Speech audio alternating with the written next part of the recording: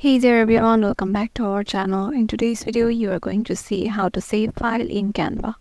So let's get right into it. Head over to your Canva application on your web browser. Once you're there, and if you have already did a project, suppose I'm opening this one. So once I make any changes in it, it automatically saves things within.